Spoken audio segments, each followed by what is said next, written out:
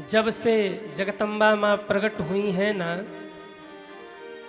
तब से पूरे हिमालय नगर में बड़ा उत्सव हो रहा है, बड़ा आनंद हो रहा है। जगदम्बा जहाँ अवतरी सोपुर बरनी की जाए। जहाँ जगदम्बा प्रकट हुई उस नगर का वर्णन क्या ही करना। जहाँ माँ प्रकट हो जाए वहाँ के उत्सव का फिर कहना ही क्या है। नवरात्रि में आप लोग 9 दिन का व्रत रखते हैं और ये भाव रखते हैं कि माता रानी 9 दिन हमारे घर में हैं। घर कितना जगमग लगता है, कितना बढ़िया लगता है वो दिन नवरात्रि का, जिस दिन हम कल्पना करते हैं कि इन दिनों माँ हमारे घर पधारी हैं। और फिर अष्टमी और नवमी में तो खूब ही आनंद होता है। माताएं भोर में ही बैठ के पचरा गाना शुरू करती हैं। क्या बोलते उसको, गीत को क्या बोलते, पचरा ही बोलते हैं ना। निमिया की डाढ़ मैया डाले ली झुलुआ, हो की झोली रे झोली ना। गा दे क्या? अरे हाँ या ना।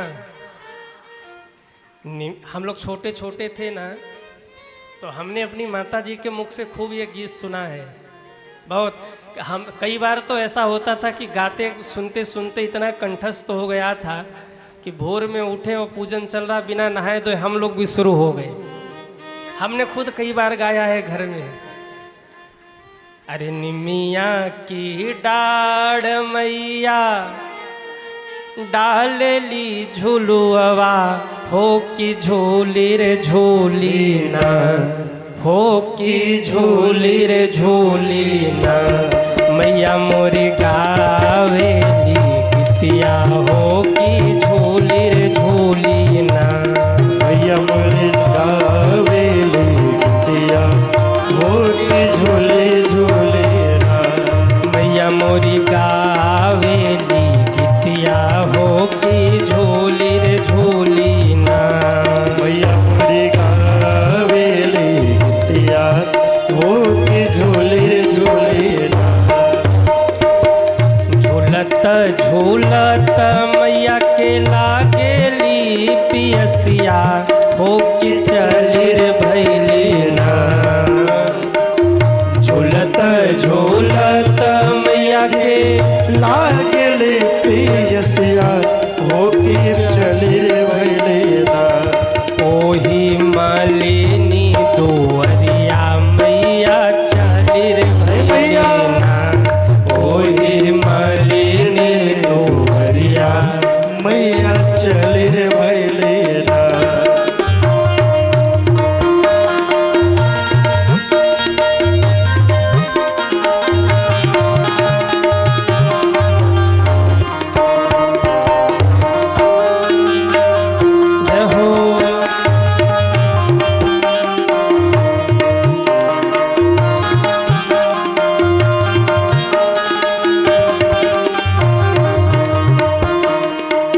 ने आवाज लगाया, सोतल बाड़ू की जागल है मलिनिया, हमके बूंद करना।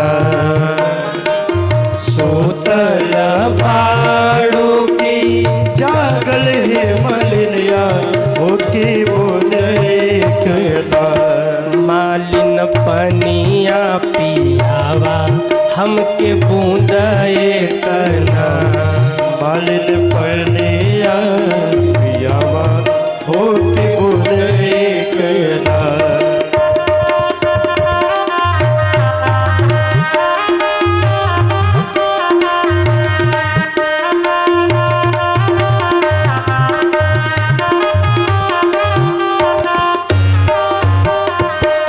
कैसे के पनिया पियाई मोरी मैया, हो की मोरी गोदिया ना। जैसे के पनिया पियाई मोरी मैया, हो की मोरी मालिन कह रही है, बाटे बालक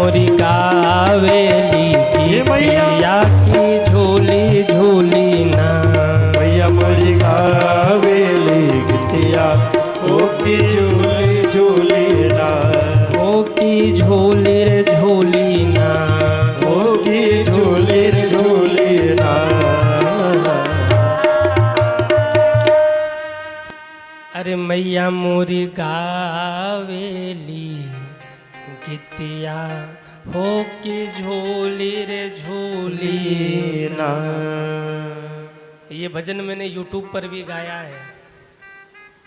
आप सब कभी इच्छा हो तो YouTube पे सर्च करके सुन लेना। बड़ा उसमें मैंने समझा समझा के पूरा गाया है। 3-4 साल पहले ही वो अपलोड हुआ था। अरे मैया मोरी गावेली गीतिया के झोली झोली। 3-4 भजन हैं जो हम और पूज्य दीदी जी बचपन से ही गाते थे। जैसे एक ये भजन हो गया, और एक राजस्थान का भजन था कि जब धनुष उठ नहीं रहा है तो सुनैना माँ राम जी को देख के कह रही हैं, ये धनुष बड़ो विकराल रघुबर छोटो सो। सुनैना माँ रो के कहती ये धनुष बड़ा विकराल है, राम जी छोटे से हैं। छोटो सो राम को नाम है, सूरज छोटो सो लगे, सारे जग में करे उजियार रघुबर छोटो सो।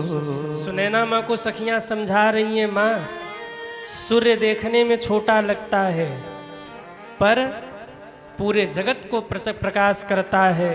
ये सूर्यवंशी बालक हैं, ये क्षत्रिय हैं, देखने में भले छोटे हैं पर इनका प्रताप तीनों लोकों में छाया हुआ है। एक भजन और हम लोगों के बड़े करीब था, हमने आंगन नहीं बुहारा, हमने आंगन नहीं बुहारा, कैसे आएंगे भगवान, कैसे आएंगे भगवान। ये सब गीत हम लोग रोज प्रतिदिन गाते थे और बड़ा अच्छा लगता था हम लोगों को। तब तो कुछ ज्ञान भी नहीं था, लेकिन फिर भी ये सब भजन हम लोगों को याद थे। सुंदरकांड, हनुमान चालीसा। तो मेरे कहने का मतलब 9 दिन का उत्सव नवरात्रि का हम सब घर में मनाते हैं, कितना आनंद होता है। जहाँ स्वयं जगदम्बा मूर्त रूप लेकर प्रकट हुई हों, आहा उस नगर का क्या कहना। हिमालय नगर ने बड़ा उत्सव मनाया गया, बड़ा आनंद मनाया गया नगर में। जोर से जय जयकार हुआ, बोलिए पार्वती मैया की जय हो। जैसे ही जय जयकार हुआ, ये ध्वनि आकाश तक पहुंच गई। नारद जी जा रहे थे, नारद जी ने कहा ये जय जयकार कहाँ हो रहा है। ध्यान से देखा तो माँ प्रकट हो गई। आहा, नारद जी ने बीड़ा उठाई और भागे भागे हिमालय नगर पहुँचे। जैसे ही हिमालय नगर पहुँचे, शैलराज बड़ आदर कीन्हा, शैलराज गुरुदेव आसन पर बिठाकर पद पखारी बड़ आसन दीन्हा, पद पखारी बड़ आसन दीन्हा, पद पखारी बड़ आसन दीन्हा, पद पखारी बड़ आसन दीन्हा, आसन दीन्हा, आसन दीन्हा। नारद जी आए हैं, हिमालय राज ने जाना, आहा गुरुदेव आए हैं। चरणों को धोकर आसन पर बिठाया, कंदमूल फल का भोग लगाया, बड़ा दान किया। देखिए, जितना धन आप कमाते हैं ना, उसकी 3 ही गति होती है। कौन कौन सी गति? पहली गति है उपयोग, दूसरी गति है दान, और तीसरी गति है नाश। जितना आप धन कमाते हैं उसका उपयोग करिए, उपयोग से बचे तो दान पुण्य करिए, और न तो उपयोग किया न तो दान किया तो लक्ष्मी जी तीसरी गति को प्राप्त हो जाएंगी। और तीसरी गति क्या है? क्या है?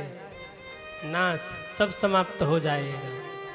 उपयोग करिए, जो धन कमा रहे हैं उसका उपयोग करिए। कई लोग बचा बचा के पैसा रखते हैं, करोड़ों रुपया बैंक में जमा होगा, लेकिन उनका फटा वाला कुर्ता 10 साल से पीछा नहीं छोड़ रहा है। जब देखो तब फटा कुर्ता पहन के घूमेंगे, रोते हुए होंगे, हमारे पास क्या है भैया, हम तो कंगाल। अरे कंगाल बना देंगे भगवान, ऐसे ही रोते रहे तो। ऐसे ही रोते रहे ना तो कंगाल बना देंगे भगवान। कहेंगे कटोरा देने के लायक है, ये देने लायक नहीं है। रोना बंद करिए, भगवान ने जितना दिया है खुश रहना सीखिए। लेकिन कई लोग होते हैं बैंक में पैसा भर भर के होगा, और जब देखो तब दरिद्रों की तरह रोते ही रहेंगे। एक माता जी, अब हम तो कई बार मुख से निकल जाता पर कहना नहीं चाहते, क्योंकि ये घटना ऐसी विचित्र थी हमारे जीवन की कि हम उस दिन बहुत हंसे थे। बता दें कि रहने दें? एक माता जी हमारे पास जब भी आती थी मिलने, गुरु जी हमारे पास कुछो नहीं है, हम एकदम कंगाल हैं, रोती ही रहती थी, कुछ नहीं है। बेटा भी कमा रहा, बहू भी कमा रही, खुद पेंशन पा रही है, पर जब आए तब रोती रहती थी। हमारे यहाँ काशी जी में मंदिर बन रहा हनुमान जी का एक, तो माता जी ने कहा गुरु जी हम कुछ देना चाहते हैं। तो हमने कहा कर दो। तो माता जी ने ऑनलाइन पैसा कुछ डलवाया मंदिर के सहयोग के लिए। फिर फ़ोन किया हमारी टीम के पास कि पैसा पहुंचा, तो हमारी टीम ने कहा पैसा तो नहीं आया, आप जो पैसा भेजवाएं उसका स्क्रीनशॉट वगैरह भेज दीजिए, आप कुछ बैंक डिटेल हो जिसमें आपने भिजवाया वो भिजवा दीजिए, ताकि कंफर्म रहे कि आपने भिजवा दिया है। अब माता जी बूढ़ी, उन्हें समझ नहीं आया कि ये स्क्रीनशॉट होता क्या है। संयोग से उन्होंने अपने पासबुक का फोटो खिंचवा के भिजवाया। और आप आश्चर्य करेंगे, जो माता जी सदैव रोती रहती थी कि हमारे पास 1 रुपया नहीं है, उनके बैंक में 28.5 लाख रुपया जमा था। हमने जब देखा उसको, हमारी टीम ने जब हमको दिखाया तो हम देख के खूब हंसे। उनका चेहरा याद कर रहे थे, फिर उनका पासबुक देख रहे थे। हमने कहा इस पासबुक में 28.5 लाख रुपया है, और माता जी जब मिलती तब रोती ही रहती थी। अगर ऐसे ही रोती रही तो सही में एक दिन रोने लगेंगी, नाटक सही में हो जाएगा। 28 लाख रुपया और रो रही हैं। अरे मैया पेंशन पा ही रही हो, बेटा बहू कमाई रहे हैं, काहे को दरिद्रों की तरह रो रही हो? देखिए भगवान अगर देने लगे और काम चलने लगे अपना ना, तो रोना बंद करके कहना शुरू करिए, मेरे प्रभु आपकी बड़ी कृपा है, इतना दिया है आपने कि हम उसे संभाल ही नहीं पा रहे हैं, बड़ी कृपा बरस रही है। जब आप कहेंगे बड़ी कृपा बरस रही है ना, तो सही में भगवान कृपा बरसा देंगे। और देने के बाद भी अगर नमक हरामी किया भगवान से कि हे प्रभु हम तो एकदम वही हैं, तो भगवान कहेंगे चलो तुम एकदम वही बन जाओ। प्रसन्न रहने का स्वभाव बनाइए, जीवन में जितना कमाइए उपयोग करिए। काहे को बचा के रखते हैं बहुत ज़्यादा? महाराज कई लोग तो रोटी गिन गिन के खाते हैं, सत्य बता रहा हूँ आपसे। घर वाले को कई लोग पूछ लेते हैं आज कै रोटी खाओगे तुम? 2। अच्छा तो दो ही में हो जाएगा ना, 1 बना दे, कुछ और खा लेना। 1 रोटी गिन गिन के खाते हैं, काहे को पैसा बचा रहे हैं? संतान को काम आएगा, बच्चों को काम आएगा। अरे बच्चों को संस्कारी बनाइए, बच्चों को सामर्थ्यवान बनाइए। पूत कपूत तुका धन संचय, पूत सपूत तुका धन संचय। बच्चों को इतना सामर्थ्यवान बना दीजिए कि उन्हें किसी की जरूरत ही ना पड़े। याद रखिए, आपका बच्चा अगर कुसंस्कारी हो गया, बिगड़ गया, तो आपने लाख बनाया होगा बर्बाद कर देगा। और आपका बच्चा अगर संस्कारी हो गया, सुयोग्य हो गया, आपने कुछ भी नहीं बनाया तो भी बना करके खड़ा कर देगा वो। इसलिए जितना कमाइए उपयोग करते चलिए। अब मैं ये नहीं कह रहा हूं कि आपत्ति काल के लिए बचा के मत रखिए, बचा के रखिए, परंतु जितना कमा रहे हैं कम से कम जितनी आपकी आवश्यकता हो कम से कम उतना तो आप उपयोग करिए ही करिए। कुछ आपातकाल के लिए बचाइए और फिर जो बचे उसका दान करिए। न तो उपयोग किया न तो दान किया तो लक्ष्मी जी तीसरी गति को प्राप्त हो जाएंगी। और तीसरी गति क्या है? क्या है तीसरी गति? नाश, सब समाप्त हो जाएगा। कुछ दिन पहले 10 साल पहले नोटबंदी हुआ था कि नहीं? लक्ष्मी जी को लोगों ने तिजोरी में भर भर के रखा था। ओम जय लक्ष्मी माता। लक्ष्मी जी कहे अब तो निकाल दे तिजोरी से बाहर। बोले माता जी पड़ी रहो वहीं, तुम विनयज्ञ न होवे, वस्त्र न हो पाता, खान पान का वैभव सब तुमसे आता। लक्ष्मी जी कहे वैभव के चक्कर में हमारी दुर्दशा कर रखी है, निकाल हमें तिजोरी से बाहर।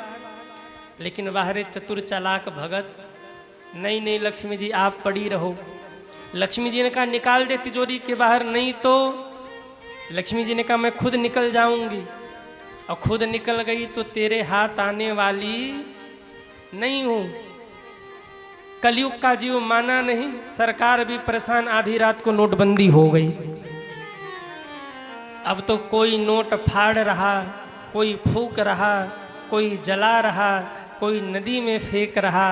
अगर उस लक्ष्मी का उपयोग आपने पहले ही कर लिया होता तो फाड़ना और फूंकना न पड़ा होता, लेकिन उपयोग नहीं किया, उपयोग नहीं किया, दान नहीं किया तो धन तीसरी गति को प्राप्त हो गई। एक बड़ा प्यारा गीत हम कई बार गाते रहते हैं।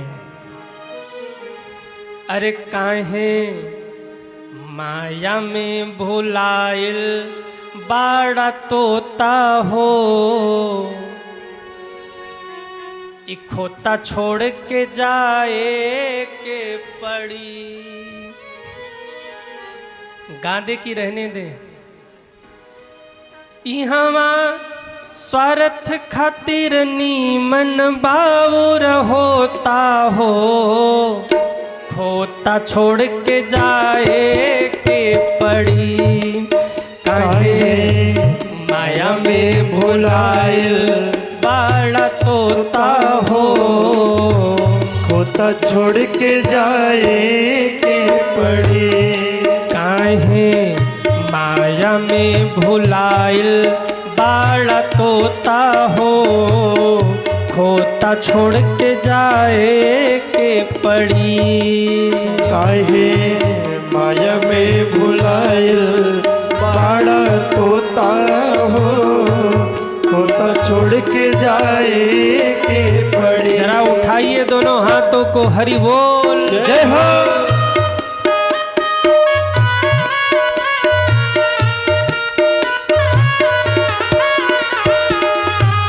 लाख करोड़ चाहे जितनो कमई बा, लाख करोड़ चाहे जितनो कमैबा, खाला खियाला नाता काले के जईबा।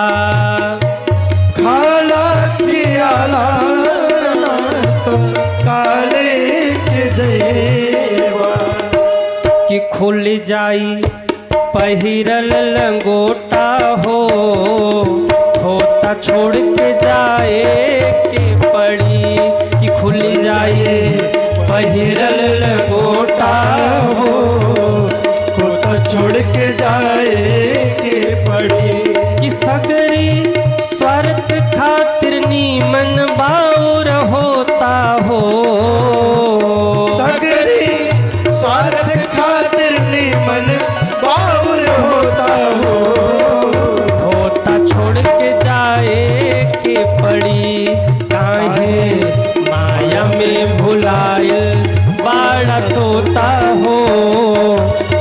खोता छोड़ के जाए के पड़ी।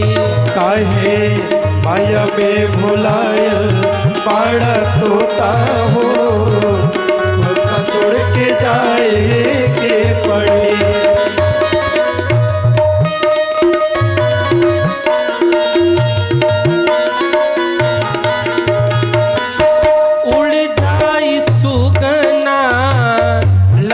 के नता की उड़ जाए सुगना लौट के नता की। सुगना मतलब आप लोग समझ रहे हैं, सुगना मतलब आत्मा।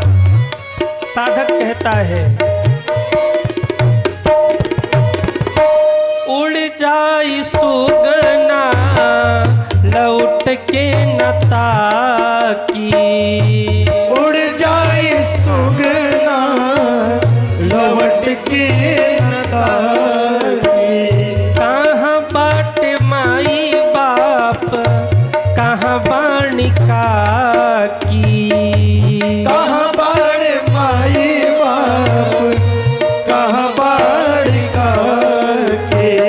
कि तिरिया चोड़ी फोड़ के रोई है अलोता हो, छोड़ के जाए के पड़ी। कि तेरे यार जोड़ी फोड़ के रोई है अलोटा हो, छोड़ के जाए के पड़ी। कि काहे माया में भुलायल बाड़ा तोता हो, खोता छोड़ के जाए के पड़ी। काहे माया में भुलायल पाड़ा तोता हो, खोता छोड़ के जाए के पड़ी। खोता छोड़ के जाए के पड़ी। खोता छोड़ के जाए के पड़ी। खोता छोड़ के जाए के पड़ी। काहे माया में भुलाइल। मॉनिटर बढ़ा दीजिए, मॉनिटर। श्री राम। भुलाइल बाड़ा तोता हो, ई खोता छोड़ के जाए के पड़ी। चाहे राजा हो चाहे हर जोता हो, ई खोता छोड़ के जाए के पड़ी।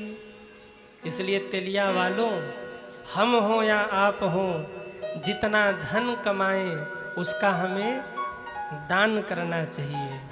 उपयोग दान, और नहीं तो तीसरी गति लक्ष्मी जी समाप्त हो जाएंगे। अब आप कहेंगे गुरुजी सब दान कर देंगे तो अपने लिए क्या रखेंगे। देखिए, जितना धन आप कमाइए ना, उसका दशांश निकाल करके दान करते चलिए। हम हो या आप हो, हम सब के लिए एक ही नियम है, हम आप जितना भी धन कमाएं उसका दशांश निकाल करके धर्मार्थ में दान करते चले। इससे धन की शोभा बढ़ेगी, इससे भगवान की कृपा होगी।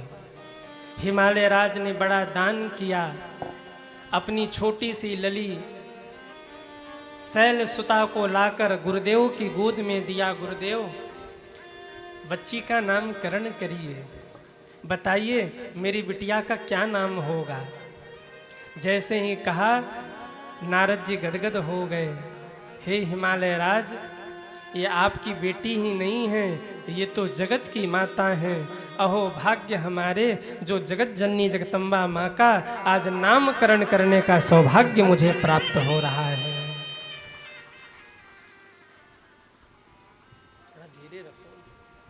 सौभाग्य है मेरा जो जगत जननी का मैं नामकरण करूंगा। भाव में भर गए नारद जी, बोले राजन आपकी बेटी साधारण नहीं है, सुंदर सहज सुशील सयानी, नाम उमा अंबिका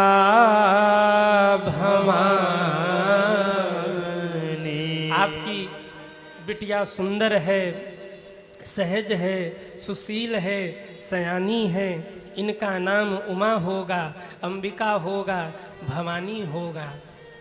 पति की बड़ी प्यारी होगी, संतों की बड़ी दुलारी होगी, जगत की पूज्या होगी, सब कुछ अच्छा है, परंतु जहां अगर मगर लेकिन परंतु पैर पकड़ ले वहां समझ लो कुछ गड़बड़ है। कई लोग बहाना करते हैं तो कहते हैं ना, मैं ये कर देता मगर मैं ऐसा करने वाला था, लेकिन मैं ऐसा कर देता, किंतु ये किंतु अगर मगर जिसका पैर पकड़ लेना समझ लो मामला गड़बड़ है। जैसे ही कहा आपकी बेटी जगत पूज्या होगी, सब गुणों से संपन्न होगी, परंतु हिमालय मैना ने कहा परंतु क्या? बोले इनको जो पति मिलेगा ना उनके भाग्य में कुछ गड़बड़ है। क्या गड़बड़ है? कहा इनके जो पति होंगे ना वो थोड़े से अलग होंगे। इनके भाग्य की रेखाएं कह रही इनको जो पति मिलेगा कैसा होगा? अगुण यमान मातु पितु हीना, अगुण यमान मातु पितु हीना, उदासीन सब संशय छीना, उदासीन सब संशय छीना, जोगी जटिल काम मन नग्नय मंगल भेष, अस स्वामी गण मिलहि पड़ी हस्त यश रेख, पड़ी हस्त यश रेख, पड़ी हस्त यश रेख। कहते हैं इनको जो पति मिलेगा वो कैसा होगा? अगुण होगा, अमानी होगा, माता पिता से विहीन होगा, नंग धड़ंग रहने वाला होगा, मृगछाला लपेट के रहेगा, सांप बिच्छू लपेटे रहेगा, जटा जूट बांधेगा, भस्म लगाए रहेगा, भांग धतूरा खाएगा, भूत प्रेतों के साथ बैठने उठने वाला होगा, घर द्वार नहीं होगा, खाने का ठिकाना नहीं, पहनने का ठिकाना नहीं, दिगंबर होगा। हिमालय मैना घबरा गए, बाबा और कुछ बचा है तो बोल लीजिए जल्दी जल्दी। बोले नहीं नहीं बस बस इतना ही इतना ही। हिमालय मैना हाथ जोड़ के बोले बाबा दक्षिणा कुछ कम पड़ रहा है क्या, कुछ और बढ़ाएं? अरे नहीं नहीं ये आपकी बेटी के भाग्य में लिखा है। कहा बाबा बेटी के बारे में तो बहुत बढ़िया बढ़िया बताया, पर दामाद के बारे में जो बताया ये ठीक नहीं है। एक काम करिए दुल्हा चेंज करिए। नारद जी हंसने लगे, दुल्हा चेंज करिए, ये हमारे बस में थोड़ी है। कह मुनि सही ममंत सुनु जो विधि लिखा लीलार, देव दनुज नर नाग मुनि को न मेट निहार। इनके भाग्य में ऐसा लिखा है, दुल्हा कहाँ से चेंज करो? कहा बाबा मेरी फूल जैसी सुकुमारी कन्या ऐसे पागल वर्ग के साथ मैं कैसे विवाह करूँगा? कोई उपाय है कि थोड़ा सा सुधार हो जाए? हिमालय राज बोले एक ही उपाय है। क्या? जो तप करें कुमारी तुम्हारी, भावी मेट सके त्रिपुरारी। अगर आपकी बेटी तप करके महादेव को प्रसन्न कर ले तो महाराज इतना बढ़िया संयोग बनेगा, सारे अमंगल मंगल में बदल जाएंगे, सारे दूषण आभूषण में बदल जाएंगे। दुनिया के लिए जो दूषण है वही मेरे भोले बाबा के लिए आभूषण है, और दुनिया के लिए जो अमंगल है वही मेरे भोले बाबा के लिए मंगल है। कहा अपनी बेटी को तप करने भेजिए। माँ ने कठोर तप करना शुरू किया। जब बड़ी हुई तो जब माँ तप करने लगी तो इधर भोले बाबा की क्या स्थिति है? कहा जब से माँ ने देह का त्याग किया था तब से शंकर जी को वैराग्य हो रहा। शंकर जी भजन में डूब रहे, वैराग्य में डूब रहे। एक दिन राम जी ने आके मनाया, प्रभु ऐसे अगर वैराग्य में डूब जाएंगे तो पार्वती माँ का क्या होगा। इसलिए भजन तो करिए पर वैरागी मत बनिए। क्यों? पार्वती माँ तप कर रही हैं आपके लिए। हे महादेव अब बिनती मम सुनहु शिवा, जो मो पर निजने जाई विवाह हूँ शैल जही, यह मोहि मांगे दे। हे महादेव, मेरा यही निवेदन है आपसे कि पार्वती से जाकर के आप विवाह करिए। पार्वती माँ आपको पाने के लिए कठोर तप कर रही हैं, ऐसे वैराग्य में मत डूबिए। देखिए, अपने जीवन में एक ऐसा व्यक्ति जरूर रखिए जिसकी आज्ञा बिना सोचे समझे मान सके। जीवन में अगर सुखी रहना है तो एक ऐसा व्यक्ति होना चाहिए आपके जीवन में जिसकी बात आप बिना सोचे समझे विचार किए स्वीकार कर सके, मान सकें। शंकर जी के जीवन में कौन है ऐसा व्यक्ति? कहा शंकर जी के जीवन में राम है वो व्यक्ति जिनकी आज्ञा वो सदैव मानते हैं। आप भी अपने जीवन में एक ऐसे व्यक्ति को रखिए, समझदार व्यक्ति को। कोई भी अड़चन आए उससे पूछिए और जो कहे वो मान लीजिए आप।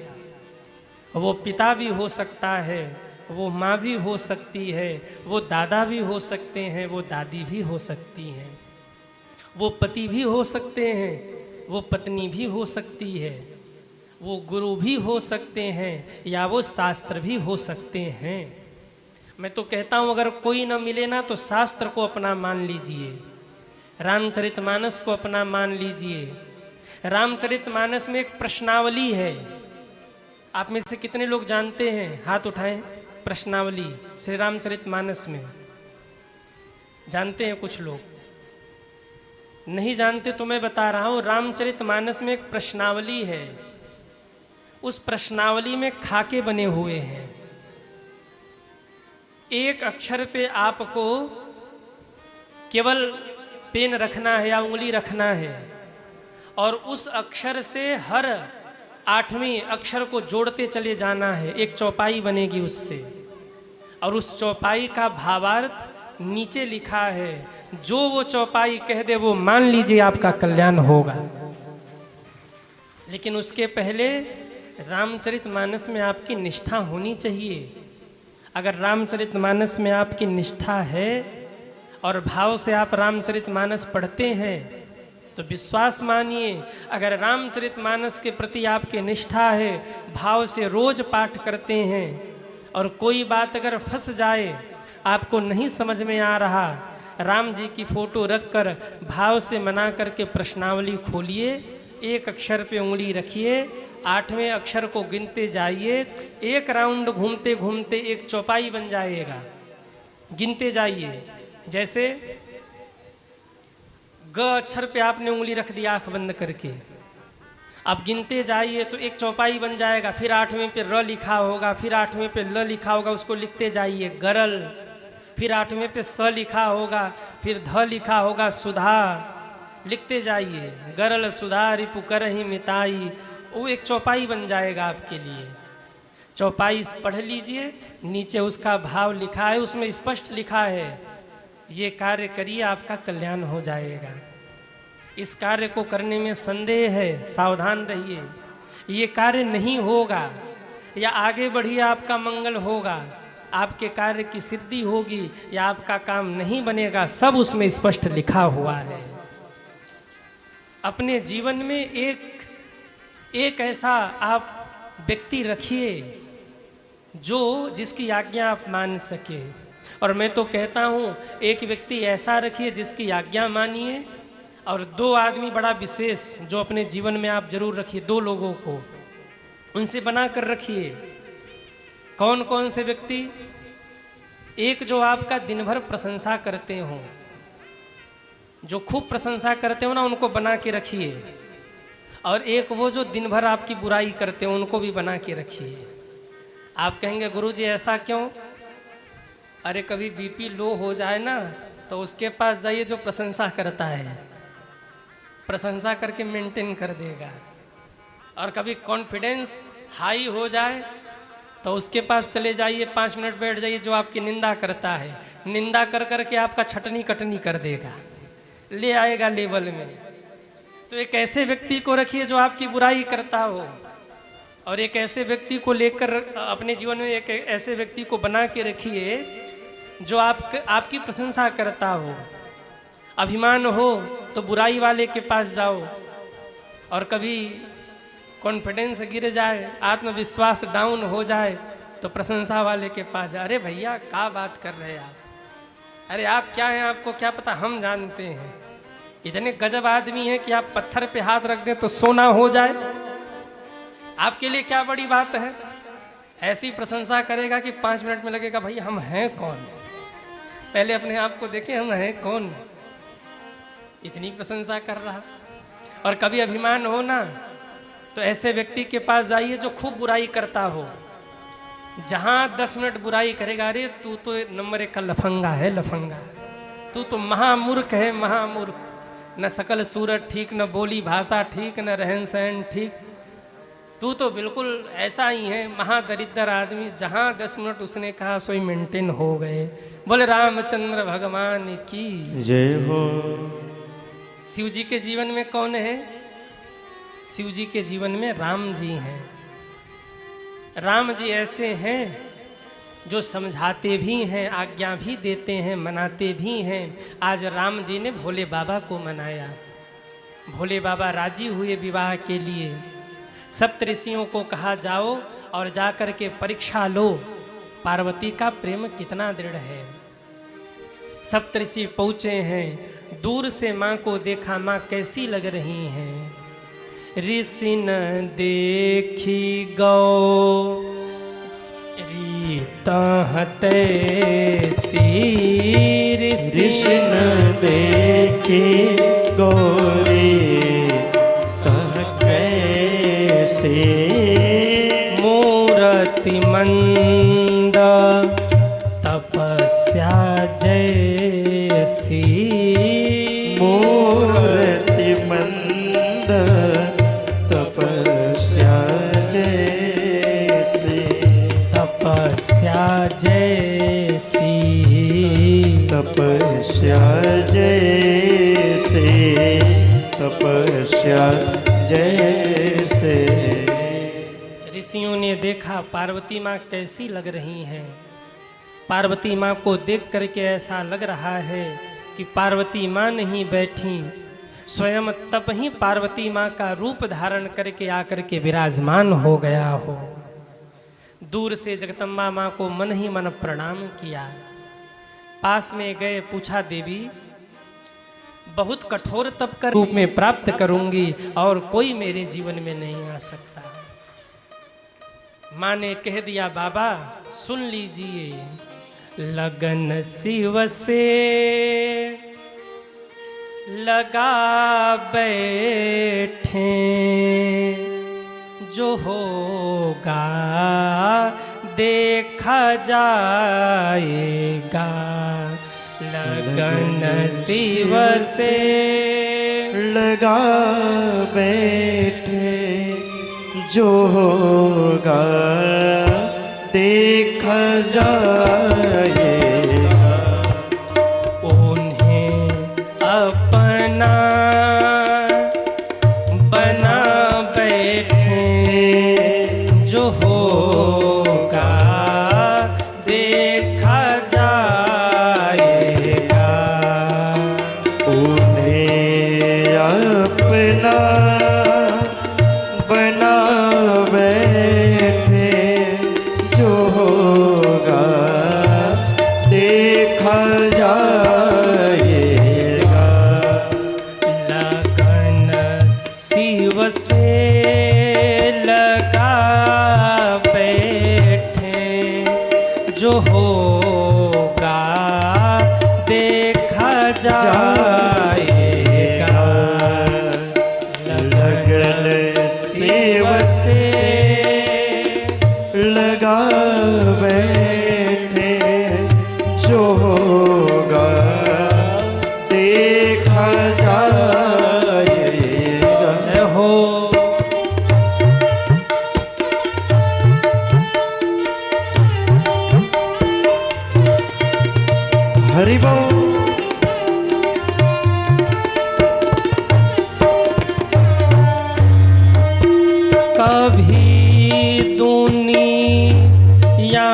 से डरते थे तो छुप छुप याद करते थे। कभी दुनिया सब गाइए। से डरते थे तो छुप छुप याद करते थे। तो छुप छुप याद करते थे। तो छुप छुप याद करते थे। लो अब पर्दा हटा बैठे। लो अब पर्दा हटा बैठे। जो होगा देखा जाएगा। लो अब पर्दा हटा बैठे। जो होगा देखा जाएगा। लगन शिव से लगा बैठे। जो होगा देखा जाएगा। लगन शिव से लगा बैठे। जो होगा देखा जाएगा। जो होगा देखा जाएगा। जो होगा देखा जाएगा। वो जो होगा देखा जाएगा। जो होगा देखा जाएगा। उन्हें अपना बना बैठे। जो होगा देखा जाएगा। माँ कहती है जन्म कोटि लगी रगर हमारी, बरहु शंभुनत रहूं कुमारी। एक जन्म नहीं 1 करोड़ जन्म तक तप करूंगी, पर वर्ण करूंगी तो केवल शिव को वर्ण करूंगी। शिव को छोड़कर कोई और मेरे जीवन में नहीं आ सकता। क्यों? मेरे गुरुदेव ने कहा है। देखिए माता पार्वती की अपने गुरु के प्रति कितनी निष्ठा है। लोग गुरु बनाते हैं लेकिन गुरु के वचनों पर विश्वास ही नहीं करते। गुरु बनाने का मतलब क्या है? गुरु ने जो वचन कह दिया कि देखो ये मंत्र है, बस इसका जप करना और भगवान पे भरोसा रखना, तुम्हारी मुक्ति हो जाएगी। गुरु बना लिया, गुरु जी चले गए और मंत्र भूल गए, माला छोड़ दिया। फिर गुरु बनाने का कोई मतलब नहीं है। गुरु के वचनों का पालन करना ही सच में गुरु बनाना है सज्जनों। कई बार जब गुरु मंत्र के लिए लोग आते हैं ना, तो प्रश्न करते गुरु जी क्या लगेगा।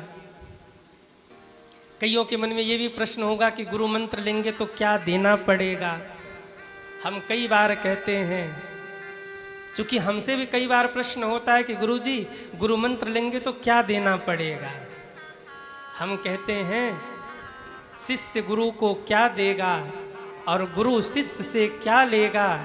अगर देना हो, अगर लेना हो तो गुरु से गुरु मंत्र ले लेना, और देना हो तो अपने जीवन की कोई एक बुराई गुरु के चरणों में समर्पित करके गुरु मंत्र जप के कल्याण कर लेना। इससे बड़ी दक्षिणा कोई और नहीं हो सकती। कल कुछ माताएं दीक्षा के लिए आई और उनकी बात मैं नहीं कर रहा, सबकी बात कर रहा हूँ। जो भी गुरु मंत्र लेने आते हैं पहले यही मन में प्रश्न होता है कि क्या लगेगा, क्या देना पड़ेगा, क्या सिस्टम है। हम तो कहते हैं रोली है, रक्षा है, फूल है, माला है, प्रसाद है, ये सब तो औपचारिकता है। दक्षिणा है, वस्त्र है, ये सब तो आपकी औपचारिकता है। ये न भी करो तो भी गुरु प्रसन्न रहेंगे। केवल एक काम कर लो, गुरु के वचन को मान करके भक्ति करके अपने जीवन को सुधार लो, अपना कल्याण कर लो। इससे बड़ी दक्षिणा कुछ नहीं होती। एक सच्चे गुरु को खुशी कब होती है आपको बताएं? एक सच्चे सद्गुरु को सबसे ज़्यादा खुशी तब होती है जब वो देखता है कि मेरा शिष्य मेरे द्वारा दिए गए नाम का सदुपयोग कर रहा है, नाम जप करके भक्ति कर रहा है, भगवान को याद कर रहा है। तब उस गुरु को सबसे ज़्यादा खुशी होती है, क्योंकि गुरु का मतलब ही है जो शिष्य के हाथ को पकड़ के भगवान के चरणों तक पहुंचा दे, उसी का नाम गुरु है। आप कहेंगे गुरु क्यों बनाना चाहिए? याद रखिए, जब तक जीवन में गुरु नहीं तब तक जीवन शुरू नहीं। भगवान की डायरी में आपके उम्र की गिनती तब से नहीं होगी जब से आपने धरती पर जन्म लिया। भगवान की डायरी में आपके नाम की गिनती तब से होती है जब से आपने गुरु मंत्र लेकर भगवान का भजन शुरू किया, भगवान का नाम लेना शुरू किया। एक सेठ जी थे, ध्यान से सुनिए। सेठ जी के पास एक संत जी आए। संत जी ने कहा, सेठ जी एक बात बताइए, आपके कितने बेटे हैं?